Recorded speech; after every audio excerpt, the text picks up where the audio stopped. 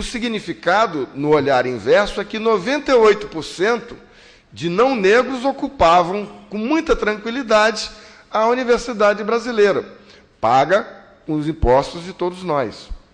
São dos nossos salários que as instituições públicas brasileiras são tirados e são pagos. Portanto, os brasileiros todos podem e devem receber os benefícios que são oriundos dos recursos públicos. Na questão específica do emprego público, eu não vi ainda nenhuma das cortes brasileiras, e deve-se registrar isso, em exame definitivo, dizer que as cotas para negros na universidade são inconstitucionais.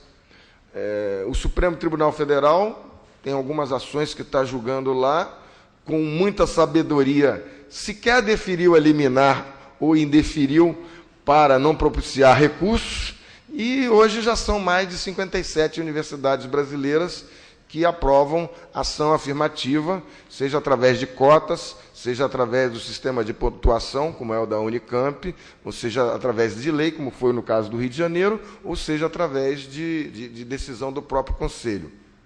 Também foi uma gritaria imensa, uma resistência absurda na época dos cotistas. Os cotistas vinham para esvaziar o conteúdo científico da universidade, abaixar o nível da universidade, queriam entrar pela porta dos fundos da universidade, queriam passar sem estudar, e a imprensa produziu uma gama muito grande de notícias contrárias e manchetes.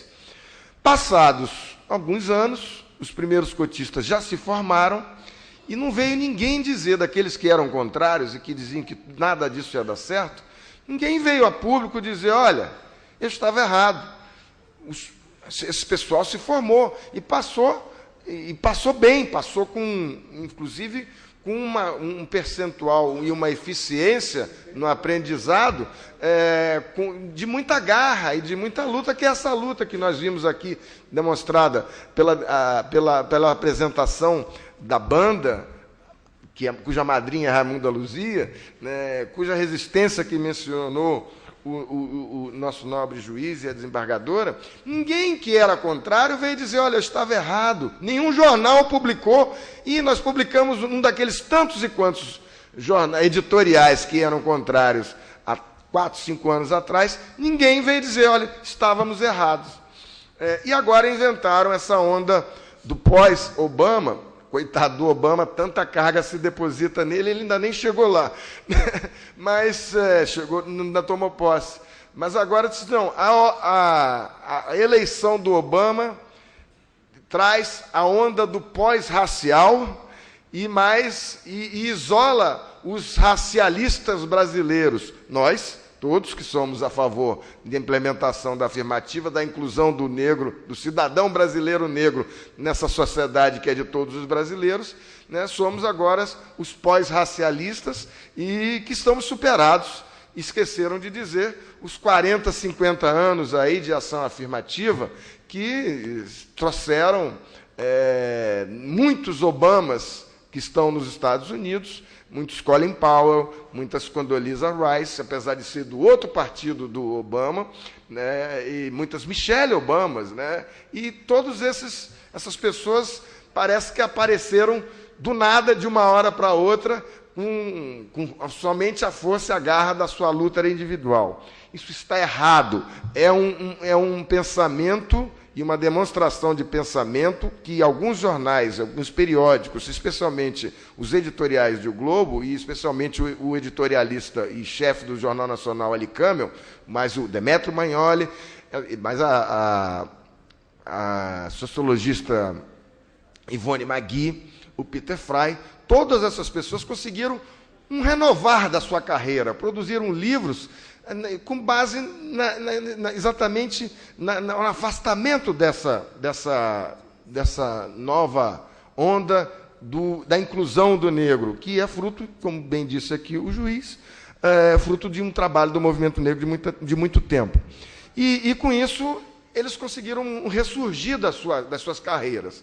Mas eles não propõem nada para que os números brasileiros, que apresentam uma exclusão maior do que o apartheid sul-africano e o que o regime de segregação de Jim Crow nos Estados Unidos, e mais eficiente exatamente do que esse regime da democracia racial conseguiu produzir no Brasil. Eu digo que é maior porque os números da população afro-brasileira são muito maiores do que os que se encontram na população norte-americana.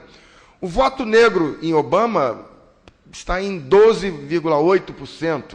Então, com certeza, não foi o voto negro que elegeu Obama, porque se todos os negros norte-americanos tivessem votado nele, acredito que a grande maioria votou, mas ele não seria eleito. Então, o voto branco também elegeu.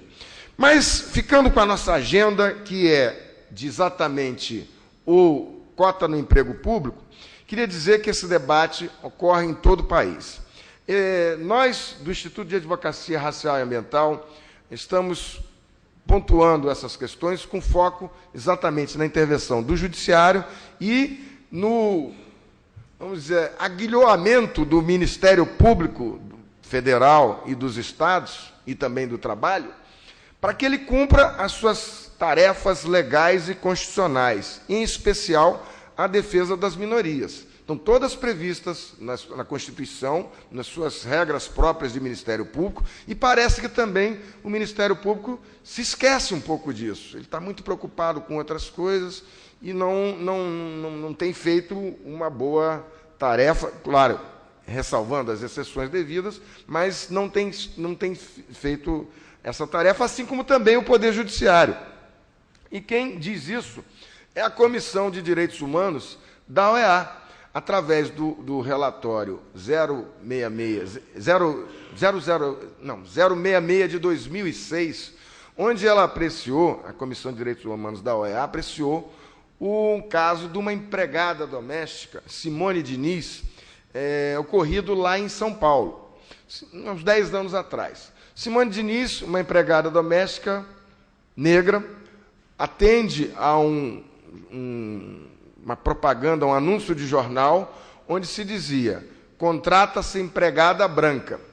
Ela, então, vai lá, com a cara preta dela, e se apresenta para a vaga. Recebe a resposta: mas, além de negra, você também é analfabeta? Porque está vendo que o anúncio é para empregada branca, o que você veio fazer aqui, com essa sua cara preta? Ela sai dali e vai para uma delegacia de polícia, registra a sua queixa. O inquérito, o delegado de polícia não conseguiu apurar muita coisa, e como várias e várias delegacias de polícia por esse Brasil inteiro. O promotor também entendeu que não havia apuração devida da questão do crime de racismo e também pede o arquivamento do inquérito, e o juiz de direito também homologa esse arquivamento do inquérito, e o caso, como tantos e tantos outros acontecem dia a dia aí, no Brasil inteiro, tendia para um arquivamento. Através de uma ONG de São Paulo, o caso vai parar na Comissão de Direitos Humanos, por violação do Estado brasileiro dos tratados internacionais de combate à discriminação racial, que o Brasil vem assinando desde 1960, e não cumprindo tanto quando nós podemos ver. Esses tratados internacionais, uma vez que eles são assinados, ratificados, e eles têm toda a sua tramitação legal no Estado brasileiro, eles passam a valer tanto quanto a legislação ordinária. E não é isso que temos visto.